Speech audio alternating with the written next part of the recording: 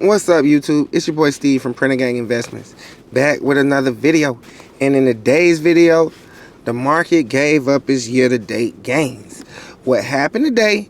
Trump decided that the tariffs start on March 4th, and the market did not like that news. In addition, Nvidia put up a good number of good earnings yesterday, but they made ChatGPT 4.5, and they're actually saying that it costs more, but it's only a little bit better. So it's bringing more concerns, more questions, more sell-off. So what did we do today? We did day trade some puts earlier in the day, but I actually had turned off the chart for the day, and I think Trump actually announced the tariffs at 2. So the market sold off. We had like one little put, but we didn't make that much money off of it. You know, we bought some more puts, and we might consolidate some positions into our main positions. You know, that's what you do during these sell-offs. You hunker down, and, you know, I'm going to show y'all exactly what we do during these type of sell-offs. So, first with the Palantir position. As y'all can see, they trading at 84.76 as of the time of this recording. You know, my short dated call is about done. I had one that was, I had one that was, let me see, what was it? Yeah, I had these at 129, but they sold off again, so those down 27%. I do got these two puts here. I got this one that's up 15%, and I got this other one that's up 4%. So if Palantir keep going down, they're going to have to start paying us. And I actually might add more to them soon, actually. I actually might start, we might, you know, because we could have been doing $500, $700 worth of puts and just making the money that way. But, you know, I was waiting for the dip to bounce. But if they don't want to bounce, you know, we can get that money. But that's where we at with that. I'm going to be adding a Palantir again soon. I'm just trying to decide what level. Because as I tell people, fundamentals can override technicals, as in the chart. But macro overrides everything. And the macro is Trump saying what he's saying, inflation scares, and uncertainty fears, growth scares. All that's going to override your chart every time. But this is why you need to be in the companies that are strong, that you believe in, that are profitable, that's been beating earnings. You know what I'm saying? So next, we got Serve. Serve's one of them. We only had, you know, like what? $16 in it, but they got it. So we might actually consolidate that, you know, into like VOO or Tesla or Palantir or something like that. Symbiotic, I'm not done with Symbiotic yet, but, you know, due to the severity of the sell-off, I'm gonna, you know, double down on like my stronger positions, you know what I'm saying, not the less risky ones. That's why we was hesitating, trying to see if anything happened, and things have happened, you feel me? So Tesla is just going through it. They is selling off. This that dip I wanted. This the dip I asked for. And what I will say, you know, I know y'all ain't seen me. I ain't been on YouTube for a long time. But this is the type of situations where I made most of the money I showed when I first come on this camera during sell-offs just like this. This is why we keep buying power on the side. You know what I'm saying? Like I say, S&P's down for the year now. So my S&P's down. Vistra's down. Walmart's down a little bit. You know what I'm saying? Nvidia fell all the way to 121 today. I need to buy some more of that. Oklo's actually, I mean, don't get it twisted. Oklo's been selling off, but I would have thought Oklo got hit up harder than this by now. So I'm actually impressed with Oklo so far. MicroStrategy's taking it hard, boy. They got MicroStrategy down like 41%.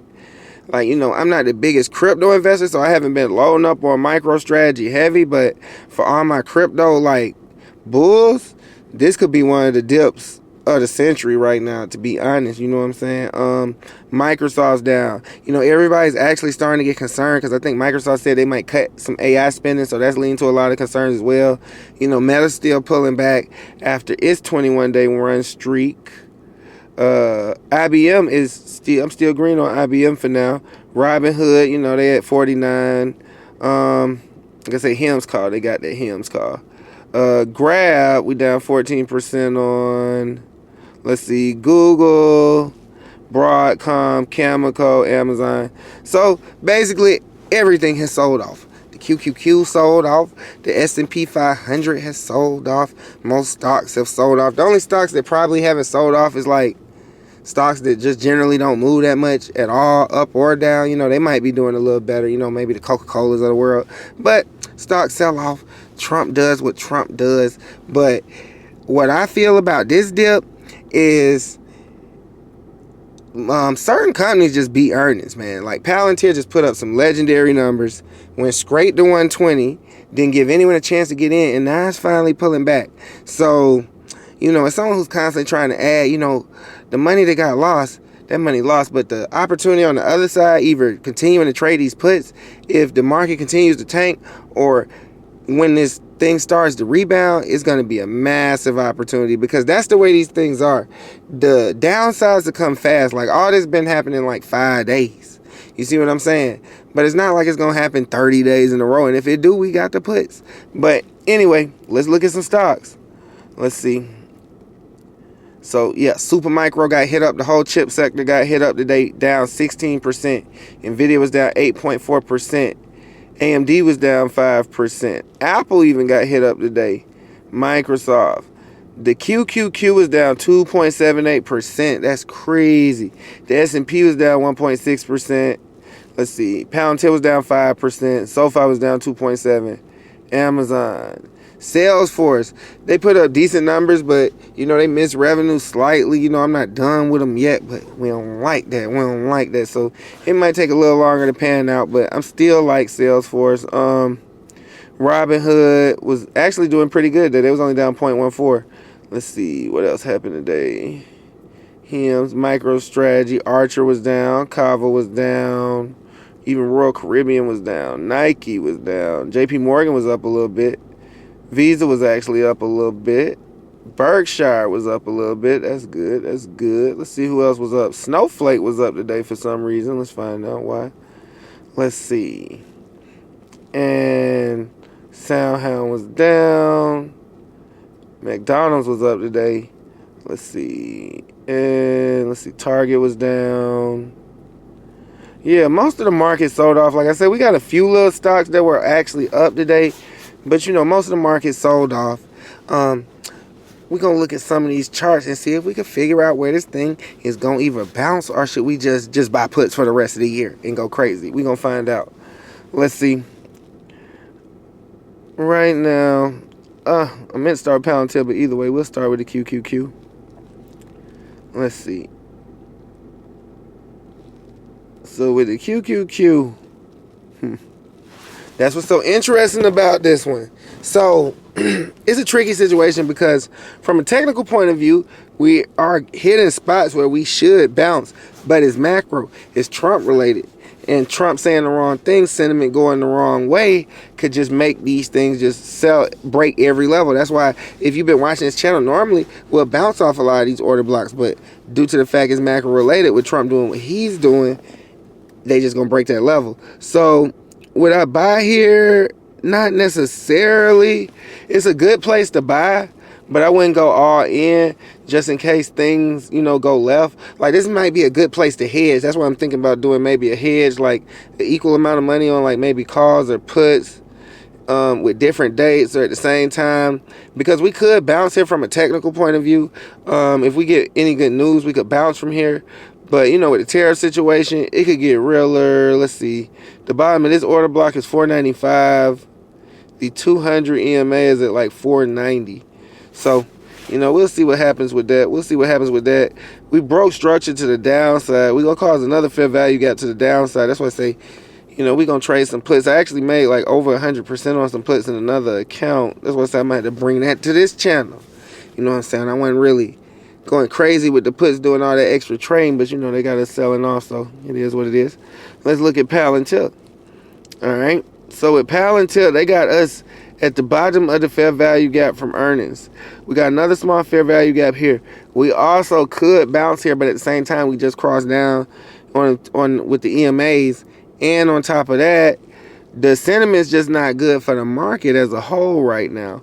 So, we're going to see how these things play out. But as far as Palantir the stock, Palantir the company, I feel like it's a great dip buy, because they just beat earnings crazy. They just put up the numbers. They still don't have competitors. Nothing's changed with the business itself. And that's what you need to remember when these stocks sell off. Is your stock selling off because the company missed earnings? Is the stock selling off because it's unprofitable? Or is the stock selling off because the market's selling off? Those two different situations. You see what I'm saying? Like, all right, when Quantum sold off, for example, it sold off because Jensen Huang said that they might not be able to get the technology ready for 20 years. That would be a fundamental problem with the business itself. With Palantir, it's market worries, it's market concerns, it's this macro event. Will they affect it? Will this macro event affect it? What will tariffs do? You see what I'm saying? So you want to stick with companies where the actual business itself hasn't changed. Hopefully they putting up profits, you know what I'm saying? And let's look last but not least at Tesla. Tesla has been getting hit up non-stop. So yeah, we said it. We said I don't know if they're gonna go straight 249, but you know, it look like they finna go straight 249. I ain't gonna lie to you. Like straight, unless we get some news. Now, this is what the chart's saying. But like I said, we in a very macro situation right now. Everything that just happened that y'all have seen has happened because of the macro, because of Trump talking about tariffs, because of growth scare, because of inflation worries. So, with that being said, as long as that continues with no new news, we could easily just keep continuing to go down to the next order block, and sooner or later it'll bounce off one of them. But we're just looking for some news, some sentiment. You know what I'm saying? Things could turn around any second with Trump, so don't just count the whole market out, but you know, do be prepared. And it's your boy Steve from Printing Gang Investments. We're gonna be buying more puts soon. It looks like we're gonna be buying more on the dip. We probably gonna be buying some cars too at some point, and I'm gonna show y'all every second of it. I'm gonna see y'all in the next video.